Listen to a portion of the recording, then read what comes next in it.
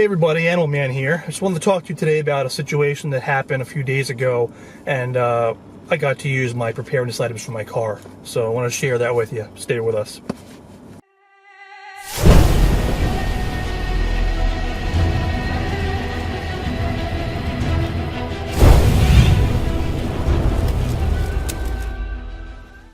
My fiance Shannon went into labor with our son, my second son and her second son. We each have our own, I have a son from my previous marriage, and so does she. So this is our first one, combining forces. So she went into labor last Monday. Her water broke. We drove up to the hospital, which is near Boston, about an hour from our house. And she wasn't far enough along, so we went home for the rest of the day. Came back Tuesday morning, and she delivered the baby. He was born at 10:48. So his name is Cole. So Cole was born. She went into labor 3 weeks early, which is not that big of a deal, but depending on how everything is, the baby may or may not need help.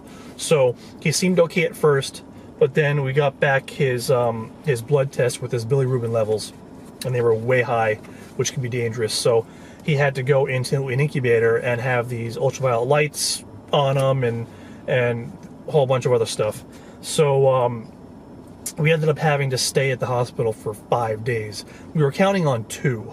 I mean, maybe 4 at max if there were complications, but we didn't think there's a very high likelihood of that happening. But we ended up staying 5 days. And the first few days weren't that bad.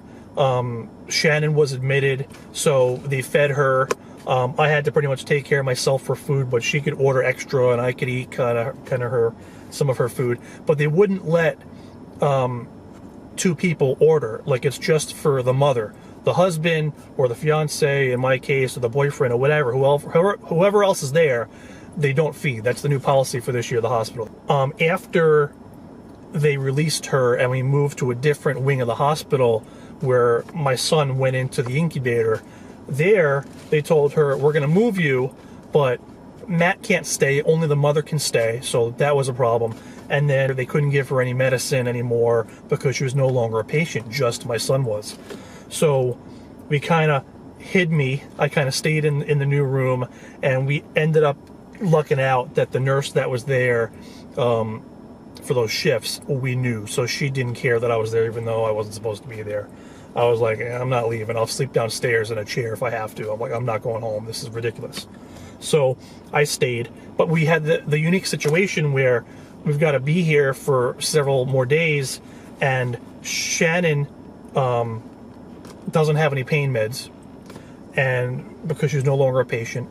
So I had to either go out or get what was in my med kit, and thank God I had the med kit, because with this parking garage in Boston, every time you come in and out, you got to pay. And then it's a pain in the butt to get back in there and find a spot. So I didn't want to have to do that and leave where my son was. So I just ran out to the car, got her pain meds. She was okay. I had probably 2 days worth of pain meds for her there, just in the car, and I'll just replenish them. So that was great. I've got a med kit in the trunk. I used it. That's awesome. I'm glad I have it. I've used it several times.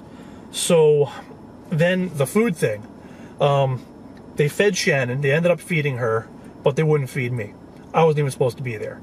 So I either had to go out for food or figure out something else. And they had a little kitchenette in the hospital. You know what they had in there for me? Saltines and graham crackers. That's it. And they had ginger ale, which is better than nothing. I'll live off of that if I have to. I don't wanna.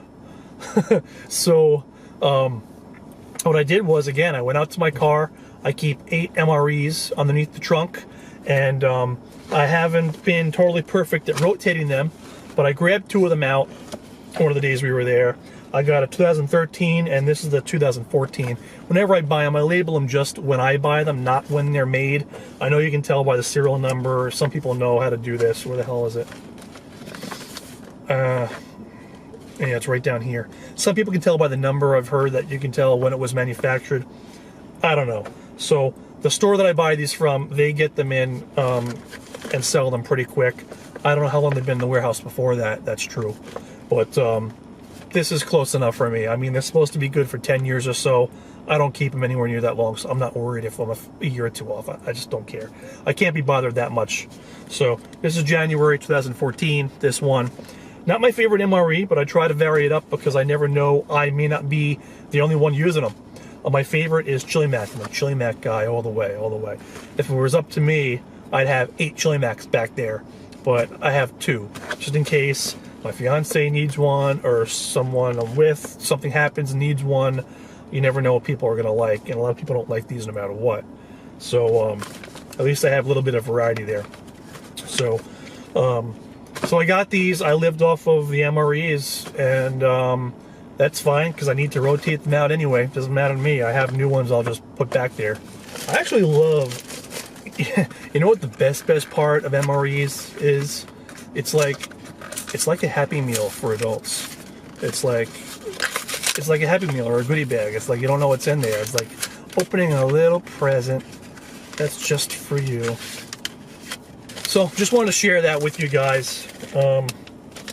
It's always an adventure and like satisfying and very interesting to me when I use my supplies, and like the kooky out of left field situations that pop up that you don't expect, that you're normally wouldn't be prepared for.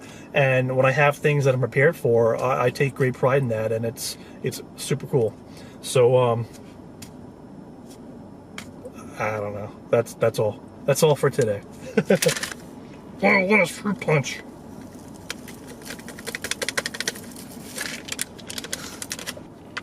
I'd like to apologize in advance to this preschool class I'm about to go into for the Southwest Black Bean meal. Ain't gonna be pretty.